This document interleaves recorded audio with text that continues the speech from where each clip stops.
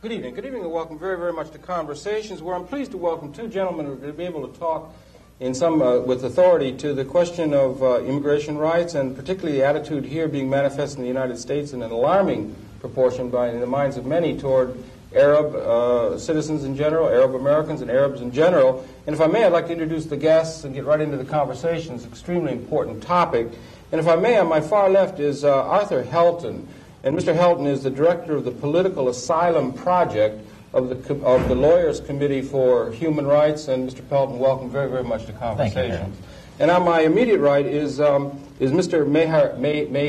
Mr. Mohammad Mehdi, Dr. Mohammad Mehdi, excuse me, who's the Secretary General of the National Council on Islamic Affairs. And Dr. Mehdi, welcome very, very much to Conversations once again. Thank you very much. Delighted to be with you. I wonder perhaps we might be able to talk about your rather extraordinary circumstances in the contemporary moment. We're here on March 4, 1987, and you have some rather unusual experiences. You were, in some months past, in Lebanon and so forth, and you've had some experience with an immigration service that just occurred yesterday and so forth. Maybe you could share a little. You've been involved over a long period with Islamic Affairs, and you recently visited Lebanon. Maybe you could recount a little of your own experience, if you could, and we could talk some about...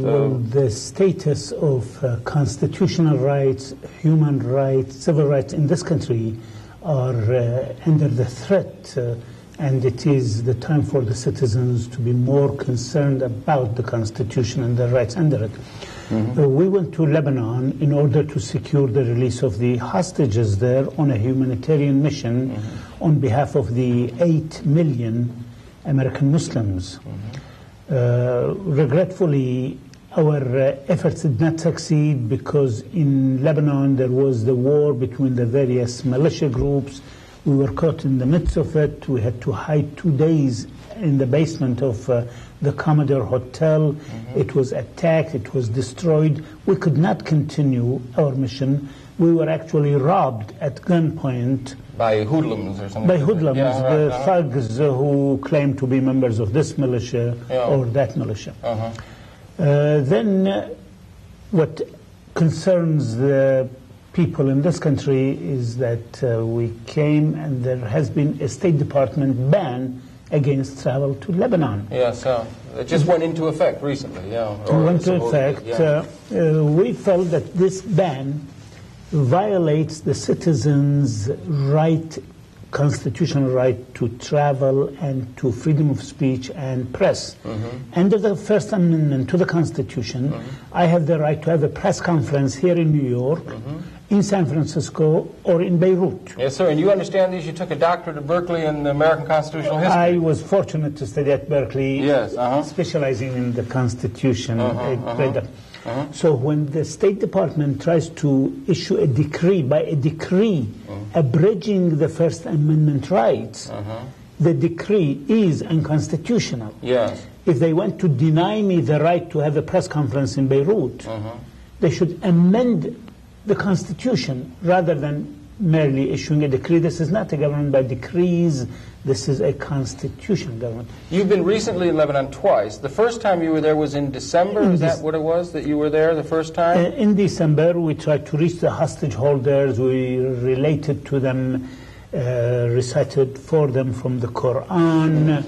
And we made 3 contacts with the hostage holders. We couldn't quite sufficiently establish a basis for a dialogue to secure a release, but this time in February when we went, we had hoped to be able to be successful, except for the war which broke out in the streets of Beirut. All of which brings us to the issue of last night, in which at the Newark International Airport, the custom agent of the federal government confiscated my passport. Worse, they inspected all my private papers, my notebook, my diary, copies of articles from the New York Times, the New York Post, an article that I had written about peace for hostages, in contrast to Mr. Reagan's plan of arms for hostages. I have the right to write these things. Yes, indeed. And the federal authorities have no right to examine and check and see what are my political viewpoints. I wonder if I might just set the chronology a little. You had gone the first time to Lebanon when there was no travel ban. You had come back. You had gone back a second time to Lebanon when the travel ban was in effect, and had come back to the United States with no incident, right? That is correct. And if I may, it was a personal travail. Your brother passed away in London. You went to London to visit your brother. And last night, when you came back from London, is when this event took place. And it was a humiliating experience, right? It was a feeling that I was violated. In Beirut, when the gunmen burst into our rooms and under the threat of their power robbed us, we felt humiliated. Surely. We felt violated. And then again, here I was violated at the international airport at Newark by federal agents. Yes, and they seized and kept your passport then, they have? Kept my passport. The passport is the property of the State Department, is the claim. But my private papers, clippings and copies of articles by the New York Times, for them to examine it is a horror, is a violation of the First Amendment. And my right to privacy was violated, my right to freedom of speech, the right of the New York Times, that each thing should not be examined by a federal agent. And there have been other instances in the case of the United States. We've had Palestinians taken in Los Angeles. Mr. Helton perhaps can speak to this. There is an internal document in terms of the Immigration Service about possibility of a camp being established in the south. There's a real problem that's beginning to emerge in the name of civil liberties in terms of the Arab Americans and Arab immigrants and people that are here in the United States, and it's reaching rather alarming dimensions. You've been following this issue, Mr. Helton? I would even put the issue in a more broad fashion. I think while the initial targets in the documents that were revealed last month indicate that they're Arabs or Arab Americans who are being targeted for various actions, it really is a threat to all Americans or all visitors to America. Maybe you could spell out what the INS contingency plan, which was revealed last month, contains provisions that would require all nationals of certain nationalities to register with the immigration authorities so that their status could be checked. This is very similar to the program that was undertaken with respect to Iranians back in 1979 during the hostage crisis.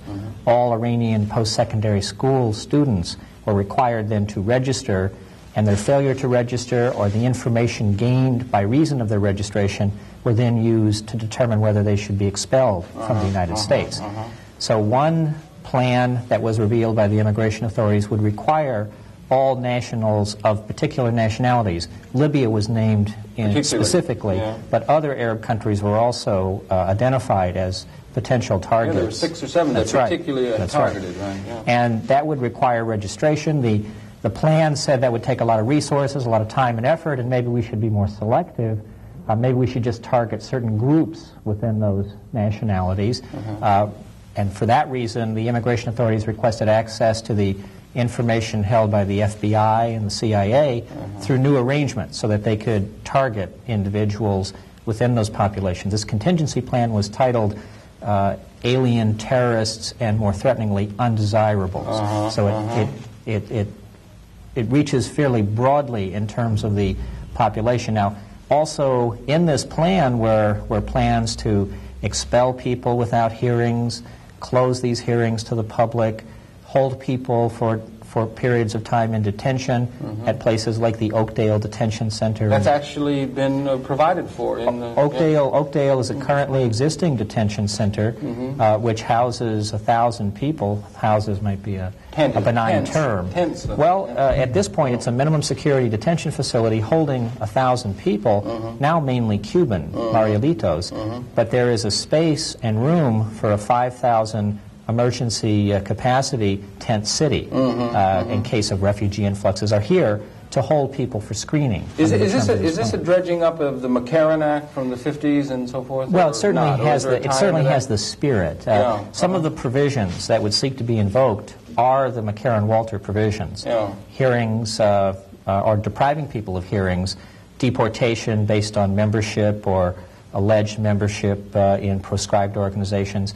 And there are precedents for this. I mean, in the Palmer raids back in the 20s, there were a number of so-called undesirables or subversives deported at that point in time. Emma Goldman was deported at that point in time. Yes.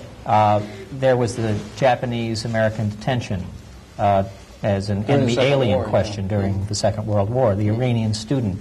We've at times visited these extraordinary powers and done things to people. Now, those were different constitutional times in America. Yeah. Now we apply the Constitution a little more sensitively. You have to realize all of these things occurred when we didn't have the same provisions respecting race or nationality that we do now have in the Constitution through interpretation. And the question whether they would withstand scrutiny today, I think, is an open question. These travel restrictions are to be viewed quite carefully, the Supreme Court would say. Yeah, I would think. This idea of the government just decreeing you can't go here, you can't go there, and these things are being tested in many cases. Yes, they are being. There's litigation concerning confiscation of documents by arriving American citizens who are coming back from abroad.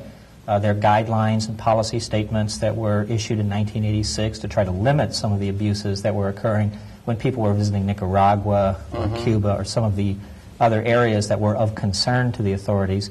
So there is certainly scrutiny, litigation, and open questions about the legality of these practices, but clearly there is planning and concern within these agencies, particularly the immigration authorities, to target for quite extraordinary action large groups of people around the country. Yeah, and particularly the Arabs are being singled out, and the Palestinians. That's clearly the first target. And it's becoming frightening in a very real sense. The anti-Arab animus that is being manifest in the American society is really being very, very frightening to people of a civil libertarian persuasion, certainly, and it should be to all citizens in a sense. Absolutely. The Los Angeles example of... No, absolutely. The 8 Palestinians in Los Angeles who were placed under deportation proceedings held without the possibility of release by posting bond.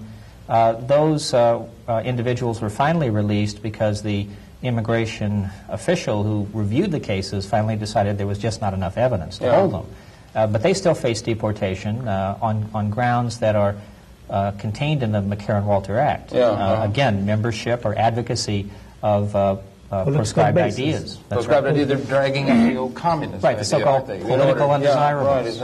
It's amazing that would, and that's part of a general scapegoating attitude that's being manifest toward the people of Arab extraction. The problem is that as if this country, this nation, this power is afraid of few undesirable ideas.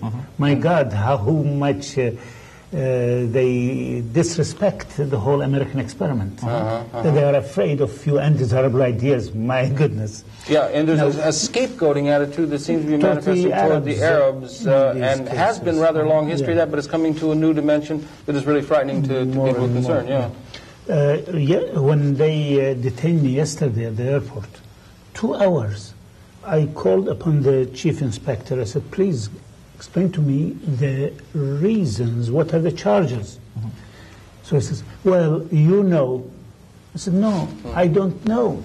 Please, would you explain it to me? He says, doctor, really, we don't know either.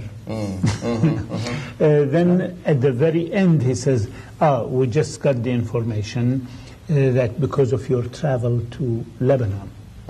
So all right, so the passport is the subversive document you are confiscating.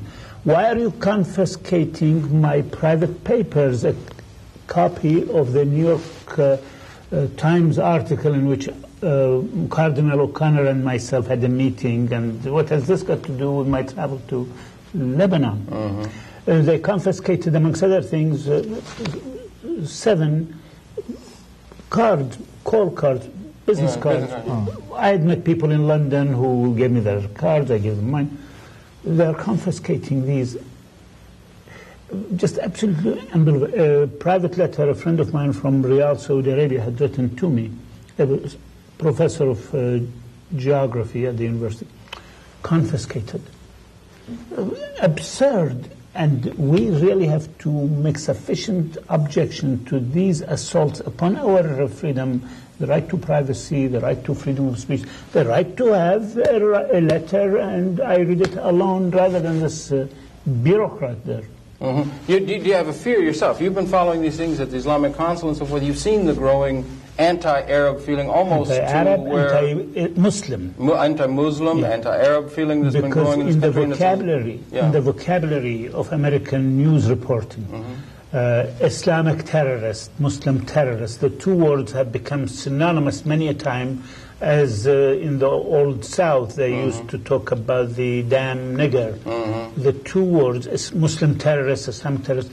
You hardly hear about Jewish terrorists, American terrorist American terrorists, which also take place. American terrorism is the cause of Arab and Muslim reaction in their pattern. I met with one of the hostage holders during our December meeting. He says, "You are calling us terrorists." One of these terrorist hostage holders' entire family was wiped out by an American bomb. Another one of these terrorist hostage holders' children were burnt by American napalm. 1982. 20,000 people were killed in Lebanon. 20,000 Lebanese killed, 30,000 wounded, the land destroyed to the tune of $12 billion. Now that is terrorism. He says, what we've done, we have limited the freedom of one of your friends, but we are providing him with food, health facilities we can offer, we are protecting him.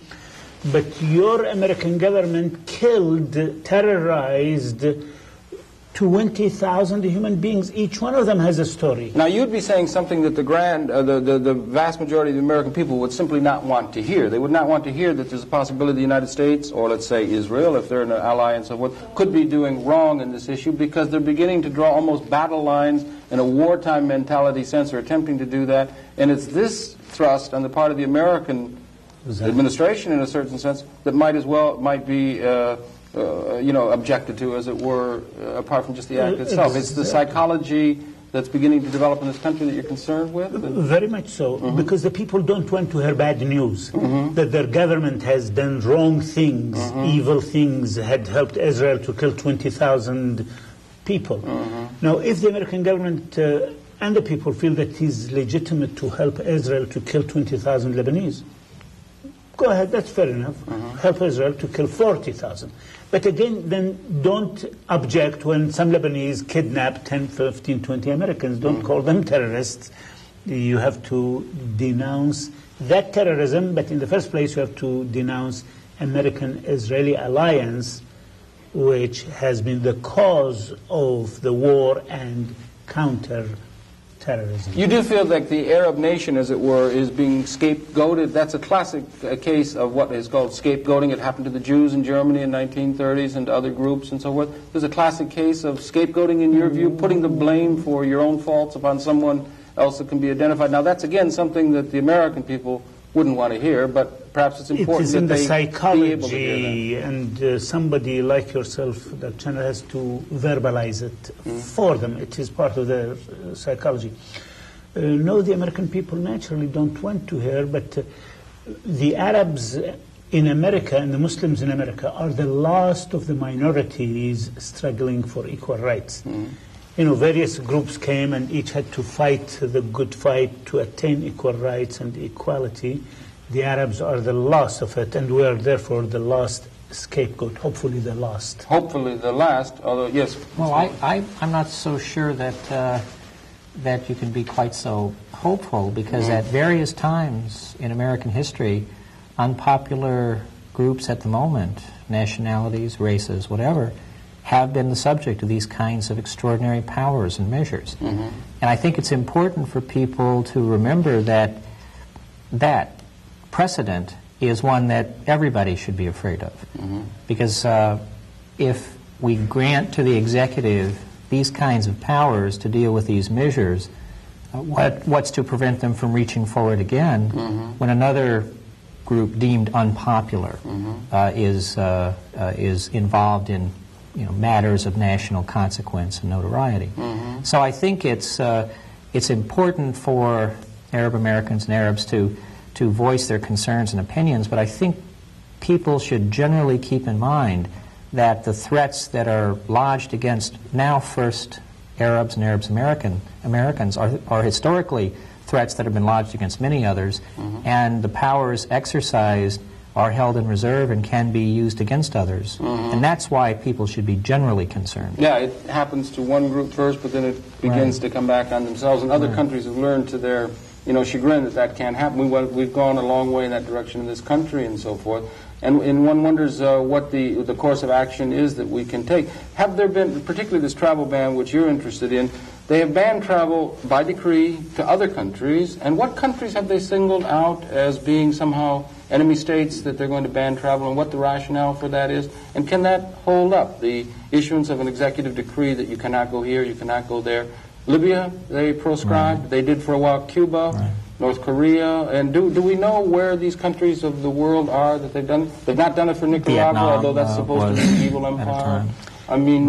Mr. Chairman, let me quote the President's executive order on ban to Libya. It says, Libya is an extraordinary threat to the national security of this gigantic USA. Libya is a country of 2.5 million disorganized people who don't know how to operate their telephone. If that little Libya, some 7,000 miles away, is, quote, an extraordinary threat to the national security of these United States. These United States must have been founded on a foundation of clay. Yeah, and the article from Seymour Hersh a couple of weeks ago and other instances have shown that the attitude toward Libya that was trying to be a drumbeat of scapegoating attitude toward Libya was largely the result of disinformation that comes out of the National Security Office. So there was untruths being told about the country by our government that they then tried to codify into a system in order to beat up the drumbeat of hatred toward a country in a classic scapegoat. To mislead the American people. The government of America is trying to mislead the American people. How horrible. And then we say the Russians are bad in their evil devices, the evil empire. They're trying to do this against the Arab people in a particular kind of way, and there's a long history. You at the Council have recognized this, that the long history is there, and one wonders, in a perhaps a sense, you've studied American constitutional history, have a respect for some of the institutions of the American constitutional system and so forth, why it is that we have gone so far in this direction, and perhaps more pointedly, what are the root causes and what are some of the possible solutions to this unfortunate situation to where America might be able to regain a more objective view of things or something? Two factors. One, the Arabs are the strangest group, the last arriving group. And then there is a very strong opponent that the Arabs have here and intends to smear the Arabs, misrepresent the Arabs, the Zionist movement in the interest of Israel. So whatever they can do to smear the Arabs is supposedly in the interest of Israel. And that is why we are the last target. Hopefully, I am Mr. Optimism for your information. And also the most viciously attacked in the papers all over. But exactly as you said, Mr. Helton, my concern, while it is for the Arabs, it is ultimately the test of the constitutional rights of every citizen.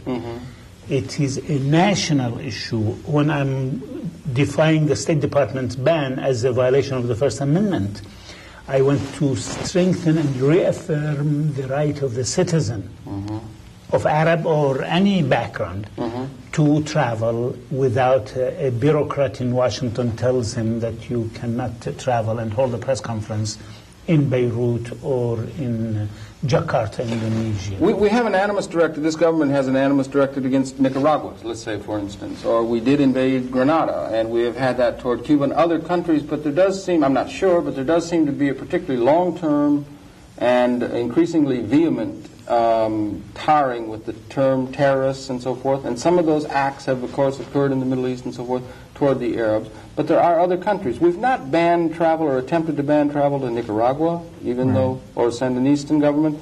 It's an extraordinary kind of thing. The government would have argued, well, there are going to be hostages taken, so it's going to work against the interests of the United States. We cannot be bargaining hostages, that kind of thing. You don't think the argument of the government advancing the case in Lebanon, where there seems to be chaos and political chaos and so forth, holds water, or no? Constitutionally, it will not hold water in our judgment when it goes to the Supreme Court. But even on the political grounds, there is possibly more threat to the lives of people in Nicaragua, not being kept as hostage, but being shot dead. Yet the U.S. government does not prevent travel. How do they make this? Or is there some, what's the rationale by which they determine I these think things? the point was made, but you can only guard against these measures by being very vigilant in terms of constitutional violations, litigating where appropriately, trying to make the point that people should worry about their own constitutional rights when they see others being violated.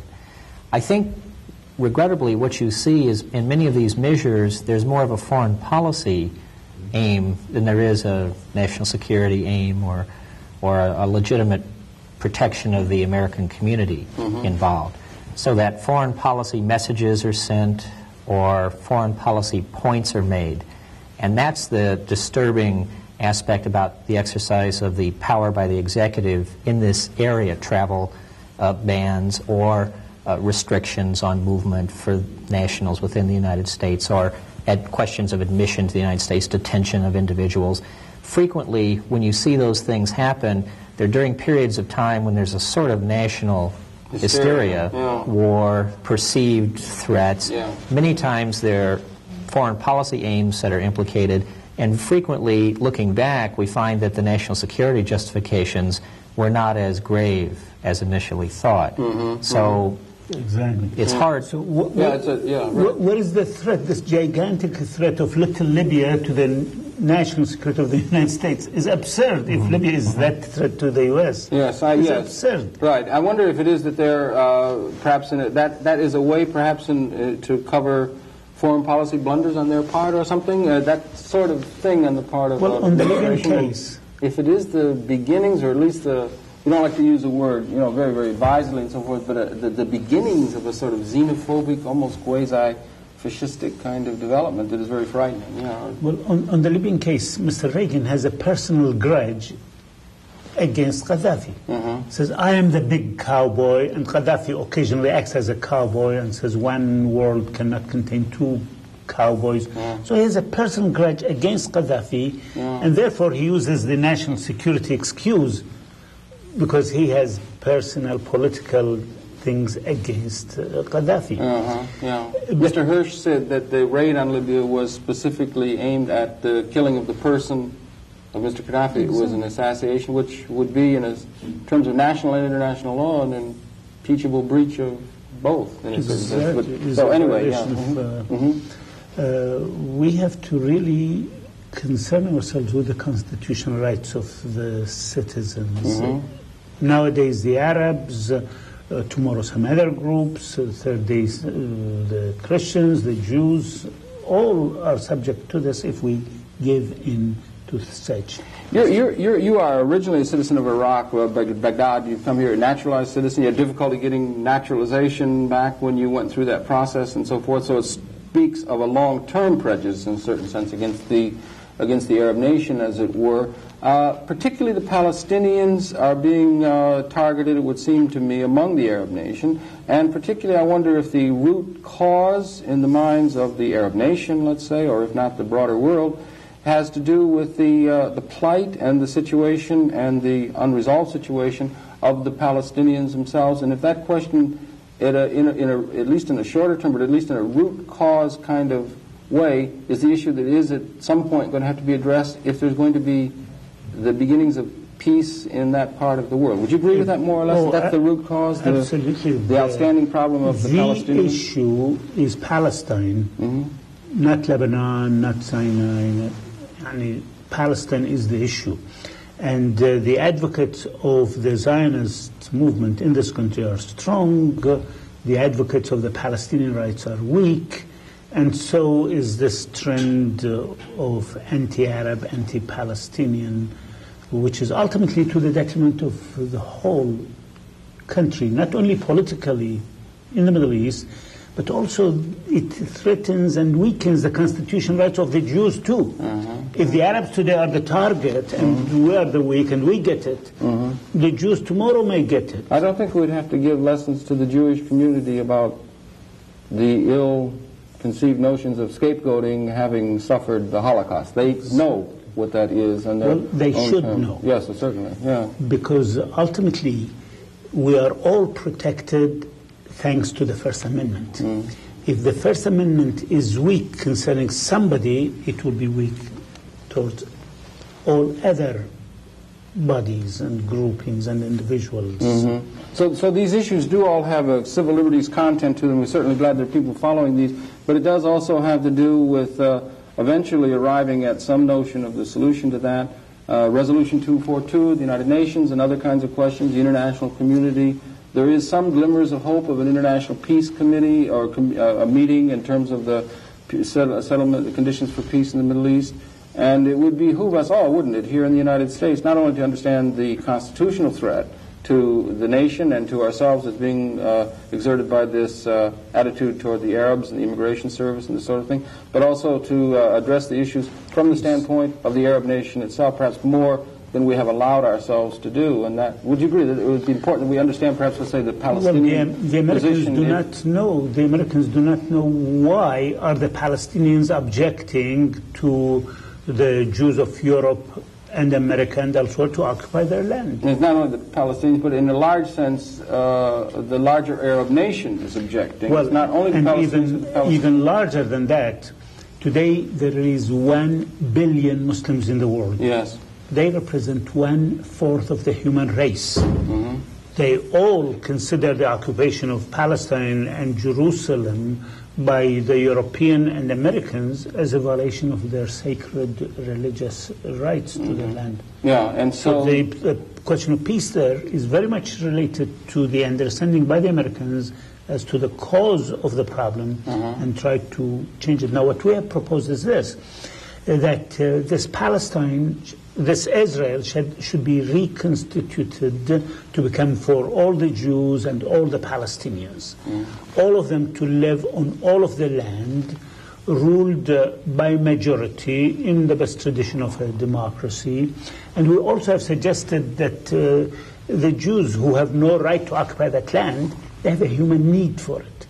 So to have for an Israel, so to satisfy this Jewish human need for an Israel, we'll call this new country as Israel. But we also call it Palestine to satisfy the human rights of the Palestinians, two names equally important, equally respectable to the same entity. Or we call it PAL is, or is PAL, like Czechoslovakia, Yugoslavia. But the whole place should be for all of them rather than an exclusive racist Jewish state. Well, these are issues that have been debated for a long time at the quarters of the UN and in other places and so forth. We want to raise them, but particularly wanted to bring attention to your particular situation. We certainly wish you the best in your efforts to try and gain your constitutional rights and so forth. And everybody else's constitutional rights. And we wish you the best. And I'm sorry, we've run out of time for this particular segment. It's been a pleasure talking to you again, Mr. Helton. And if I may again remind you in the cable audience on our far left, it has been your pleasure to have the perceptions of Arthur Helton, who again is director of the Political Asylum Project of the Lawyers Committee for for Human Rights. And on my immediate right has been Dr. Mohammad Mehdi, who is the Secretary General of the National Council on Islamic Affairs. There'll be more coming up momentarily in the same general topic area, so we invite you to stay tuned. We're coming right back. Gentlemen, once again, thank you very, very much indeed. Thank you. Stay tuned. We're coming right back.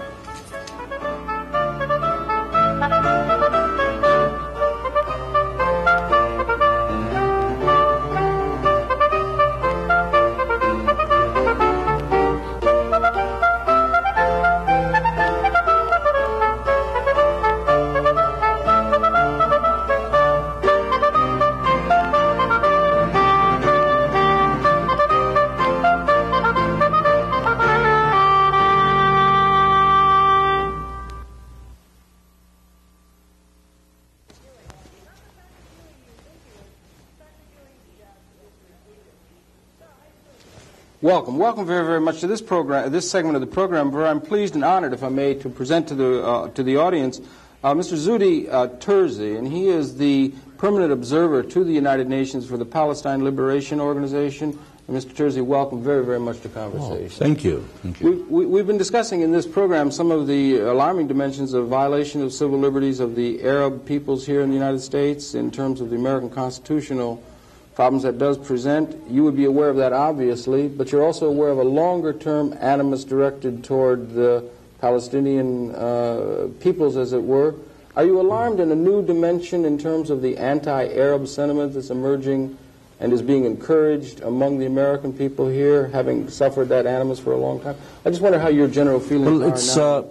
Actually, I would say it's a continuation of a hostile attitude against the Palestinian Arabs in particular, and against the Arabs in general. But the most recent manifestation of that hostility is really a matter of great concern, because there are, my understanding is that even the American Constitution is being violated in order to pursue such repressive, unjustified measures against Palestinian Arabs and Arabs in general. Yeah, they've targeted not only Palestinians, but actually arrested Arabs, Palestinians in Los Angeles for reading literature and other acts that are very one would think disturbing. Of the medieval dark ages here. I mean, you know, when I was young, and that must have been quite some long time ago, one of my teachers was an American Franciscan friar. And he spoke so much about freedom in the United States and liberty and the concepts, and I really was disillusioned and disheartened when I came here, and I'm now scared that all that prior education I had about this land of freedom, this land of milk and honey, and give me your poor, give me your oppressed, give you your oppressed white, oppress them further. And this is something that is really alarming. But does this policy which is being pursued, does it reflect failures in other fields? To cover up the failures, you would need a scapegoat. And this is what I'm afraid of, and I recall 1929 and 33 reading about them. The scapegoats were found always as a result of economic failures. And I'm afraid that the Arabs and the Palestinian Arabs, and the Americans in their all the Americans, if reading literature is cause for the FBI intervention, then I'm afraid that whatever I have learned about this country did not hold water. Well, we would probably be arguing that we're in the largest and longest bull market that we've had here in the United States. That the administration might argue that the economy has been encouraged to expand, that they've gone under a long-term non-inflationary growth, and they would give a rosy picture in terms of the American economy that you perhaps would call some question to, and think that the animus and the scapegoating has to do with economic travails felt by a number of people within the United States. How much can you inflate a balloon? I mean, there is a certain limit, and then it will sort of burst. And that's what I'm scared of. Yeah, you're scared that if then as even increased economic travail, they'll be looking even harder for scapegoats, and that's the trouble, the time of trouble for the people that have been so singled out. I would really go along that line of thinking that scapegoats are being looked for. First one is the Arabs with the billions of dollars that the Arabs have in the banks here. But who's being used as a scapegoat? It's the individual, poor, well, I would say relatively poor Arab and Palestinian, who came to this country seeking refuge. And if reading some sort of literature is taboo in this country, then where is freedom? Yeah, it really is a problem. And also there's a national psychology that's increasingly being a drumbeat of anti-Arab, linking of Arab or Muslim with terrorism, the problems of what are called terrorist acts in the Middle Eastern part of the world and so forth. Well, yes, but you and see, it's being directed, and the drumbeat is growing. This brainwashing, this brainwashing would only lead to disaster, because then saying that there is Arab terrorism or there is Muslim terrorism and there is Buddhist terrorism, but terrorism has been defined very clearly as representing acts by individuals.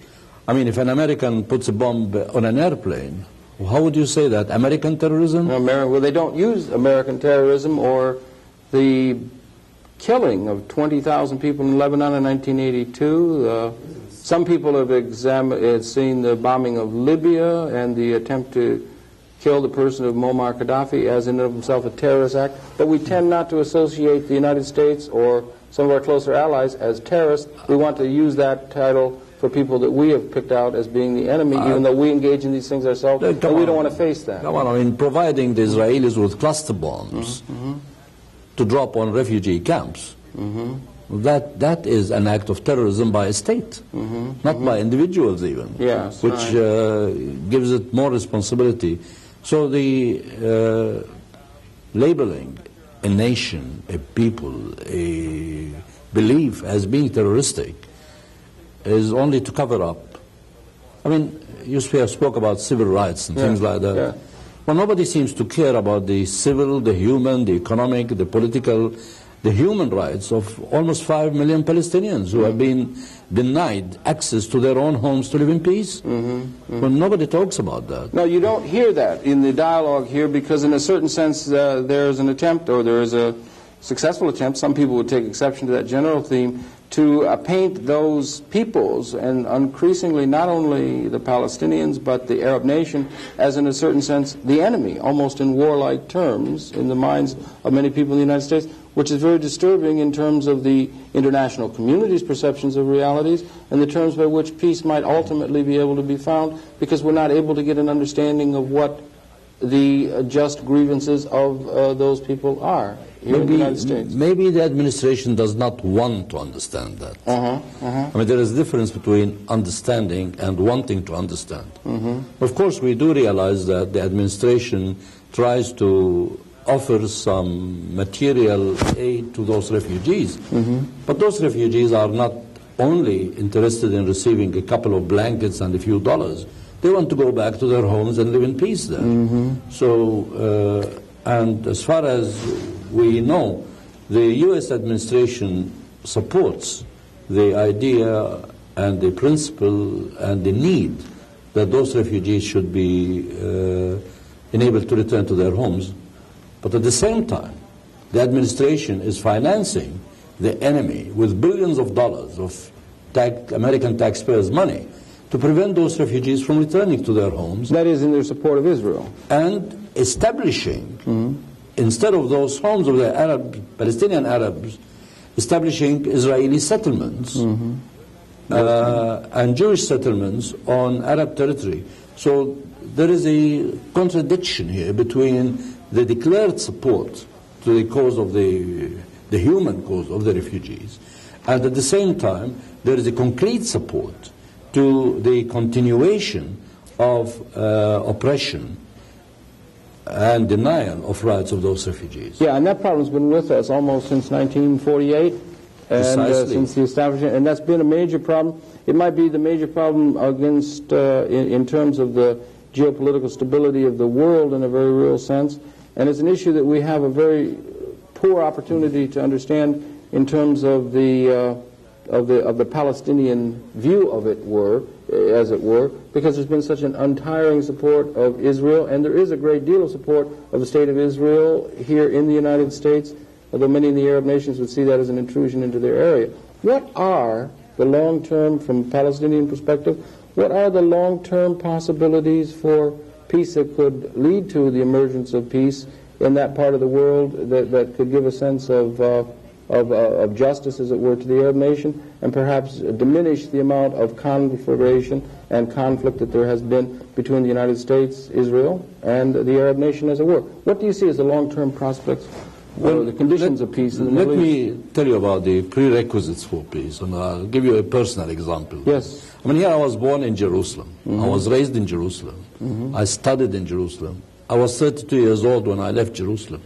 Now, how could I conceive of facilitating or helping peace in Jerusalem when I'm not party to that peace, when I'm denied my return to Jerusalem to live in peace? It will be inhuman to ask of me to help a peace process at the price of denying myself that benefiting from that peace process. So the first step towards peace would be to enable the Palestinians, the refugees, and in accordance with the Universal Declaration of Human Rights, to return to their homes if they so wish. And those who would exercise their right and sort of give up their right to return, and they would accept to receive equitable compensation, well, then that's their right to do. But to deny them the right to return, plus the facility to return, and compensation, etc., well, that will be inhuman. This is the first prerequisite, that a Palestinian human being would not be perpetually living in a state of statelessness, denied all those human rights that everybody talks about. In addition, he is subjected to oppression. In addition to all that, he lives in an atmosphere, a very inhuman atmosphere, where he becomes frustrated and desperate at times. So the first prerequisite, in my opinion, would be that at least they should be told, well, if you want to go back home, let's work out a system whereby you can go back. Instead of creating a stampede, then there will be some sort. Now, we believe, and I think the international community supports us in that those Palestinians who were compelled to leave their homes in Palestine in 1967 should be enabled to return immediately, because there is also another provision there that Israel should withdraw from those territories. So Israel would withdraw from those territories occupied in 1967, and the Palestinian Arabs would return to that area. Once there, the Palestinian Arabs would exercise their national right as a people, namely the right to self-determination.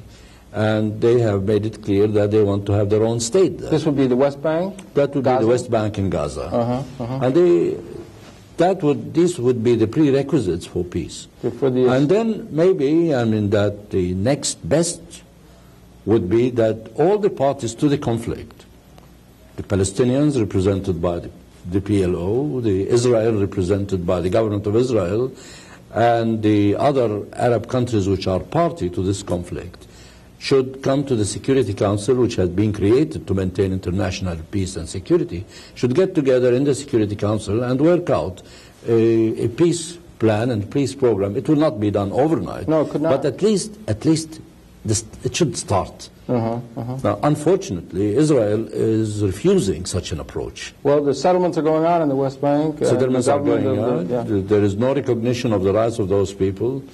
And one thing we believe, that the United States administration, being a permanent member of the Security Council, also has the responsibility of helping to create an atmosphere for international peace and security, and consequently peace in the Middle East, which is a very, very hotbed.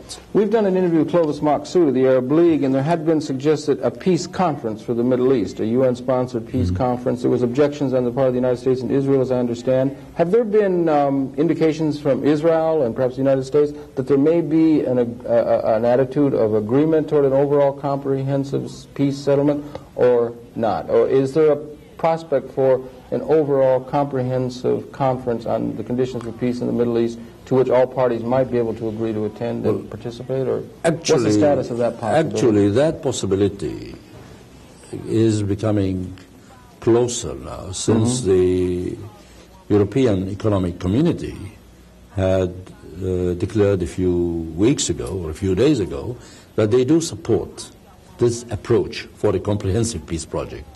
Well, it only now needs the support of the United States to start with. Why I say that? Because the United Nations Secretary General has been asked to take some steps and make some endeavors to get to the parties to agree to this peace conference. Now, he cannot move without the consent of the Security Council. What is the obstacle so far has been the position of the United States that told the Secretary General of the UN, hands off, let's have it our way. Well, I hope they realize now that they cannot have it their way. And with the position taken by the West European countries, the allies of the United States and friends of the United States, I think the Washington, D.C. should reconsider its position on this issue. And that the terms of understanding between, let's say, the Israeli government and, let's say, the broader Arab nation and so forth, based on these minimal standards that you spoke of and possible other standards, that there's an understanding about what the conditions for peace would be. There's so much mistrust, there's so much hatred directed on both sides and such vehement possibility. Are you optimistic after a long, or pessimistic about the prospect of being able to resolve that problem, which perhaps is the major problem that threatens the continued survival of the species, given alliances and interlocking alliances? I'm thinking in terms of human beings. Yes, sir. I don't think the honest-to-God Israeli citizen would like to see his great-grandchildren still living in a garrison state, in a state of war all the time. Neither would a Palestinian Arab like to see his great-grandchildren still in a refugee camp. We've had enough of this war. They have had enough. We've had enough. And I think the general tendency on both sides is, let's try the peace approach. If after 42 years we have not, or after 41 years we have not scored any decisive settlement, let's try the peace approach, a comprehensive peace approach. That might prove to be more beneficial to everybody. Even though the feelings are perhaps higher now than they have been throughout the history of that sad history of conflagration there. We are all human. And God Almighty had given us, bestowed on us this forgiveness at times. We may not forget, but we will forgive. And the next generation may forget and forgive. Do you think, from the standpoint of the people responsible in Israel, for the state of Israel, that they, from their perspective, might feel they had fought a war for the establishment of a 2,000-year heritage? And you're familiar with the attitude and the sufferings of the Holocaust and the kind of sufferings that the Jewish community have suffered in recent experience, and all of the activity and the sense of commitment to the state of Israel of the people in Israel and the Jewish community around the world, on the one hand, to the establishment of the state of Israel, that they would feel, in a certain sense, that they were in a war situation, and that they, in a sense, had won the right to their state, and that there's just an inability of people to understand that a war was won by Israel and not accepting that principle, and that's the problem. Wars have been fought throughout the human experience. Some win, some lose. An Arab would say that they had won a war to establish their state, and that principle has to be accepted by peoples who had perhaps, even in a wartime analogy, had lost a war. No, look, I mean, this winning of war and establishing the state... Is the way states have been established historically? Had it really established a peaceful state, had it ended the so-called agonies. I mean, I do admit there were atrocious acts against the Jews and others. Yeah, in the Holocaust. I mean, there was a Holocaust that had as victims something like 40 million people. Indeed, and what ought to make them very privy to the fact of the scapegoating that's going on against the Arabs. Well, that would be a continuation, if not perpetuation, of the racist undertones in that Holocaust. I mean, what the world had witnessed with alarm on racist elimination of groups, I mean, whether they Jews or Slavs or Gypsies, is being continued by the Zionists against the Arabs. So I don't see any difference. I see that one is a continuation of the other. The victim in one case has become the aggressor and the oppressor in the other case. So. Yeah, so that's it, and that's an issue. And on the other side, so that we could have a condition of the conditions of peace might be there. They might be emerging out of the very travail of the moment, And do you feel, in a certain sense, even though the difficulties of the moment, the internal security threats here in the United States emerging from this, the disinformation, the inappropriate policies enacted by the United States, and all of the negative things that are so obvious in the news, Iran-gate, among other kinds of things the United States has been doing, that there could be the way to peace that could be seen emerging out of all of this? One thing, you know, the agony of man makes him think of something more constructive. And Perhaps. I think, and I hope that after 40 years of agony on both sides, and I see the bright side, that there are prospects for a reevaluation, and the prospects for peace are closer. The prospects might be for peace might be closer, even given the difficulties of the moment. I mean, this is the moment of agony that would lead us to redemption, maybe. Yeah, well, it might be as we approach the point where in the broader evolution of the human experience we have atomic, hydrogen, chemical, bacteriological warfare capability to extinguish the species for the first time in the evolution. No, but I'm thinking of even the specifics there. Yes. I'm thinking of those people who live side by side. To what extent could they really extend their hands and get together? Yeah. I felt so revolted against the statement made by Shamir the other day when he addressed the American Jews, telling them, go back to your country. By God, I mean, is he creating Nazism here or racism in this country? I mean, if someone else told a Jew on the streets of Brooklyn, this is not your country, he would be accused of being anti-Semite. Yeah, right. Yet Shamir comes here and preaches, and he's applauded. I know. Well, I was just saying, at the time we approach the point of we could destroy ourselves, it might be that will be the impetus for us all collectively to arrive at some millennial peace capability. And it would seem to me this issue that you follow so carefully at the UN is one that's crucial to the continued success of the species. And sorry we run right out of time. It's been a great pleasure talking with you. Sorry we run out of time for this segment. It's been your pleasure to have the perceptions of Zehdi Terzi, who is the permanent observer to the United Nations for the Palestinian Liberation Organization. We thank you very much for coming in and sharing these views with us. Thank you. That's all for this evening. We invite you to tune in again. We'll be coming back again next week. That's all for this particular program. We'll see you then. Dr. Terzi, once again, thank you very much. Good night. See you next week.